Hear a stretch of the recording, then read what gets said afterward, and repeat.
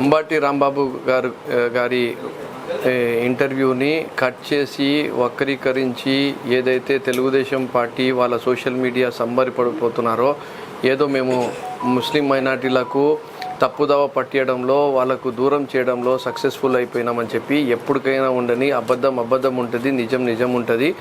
మేము సూటిగా అడుగుతున్నాము, చంద్రబాబు నాయుడు గారికి మోడీ గారిని ఆంధ్రప్రదేశ్ రాష్ట్రానికి పిలిపించి ఆయన ముందు యూనిఫామ్ సివిల్ కోడ్ గురించి కానీ, ఎన్ఆర్సీ సిఏఏ గురించి కానీ, రిజర్వేషన్ల గురించి కానీ, మద్రసా మసీదుల గురించి కానీ, మైనార్టీ సంబంధించిన డిపార్ట్మెంట్ల గురించి కానీ, వక్ఫ్ బోర్డు గురించి కానీ ఎలాంటి విపక్షకు గురి చేయకుండా సమానత్వంతో ప్రేమతో చూసుకుంటామని చెప్పగలుగుతారా?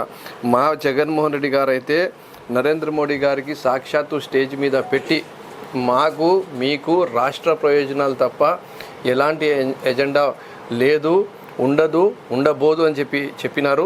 మీకు ఆ వీడియో కూడా చూపిస్తాను అని చెప్పి ఈ క్లారిటీని ప్రతి ఒక్క మైనార్టీ సోదరుడు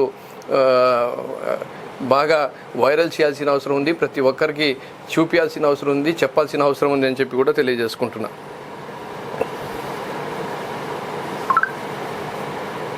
ప్రత్యేకంగా మీతో మా అనుబంధం పార్టీలకు రాజకీయాలకు అతీతం. మా రాష్ట్ర ప్రయోజనాలు తప్ప మాకు మరో ఎజెండా లేదు, ఉండబోదు.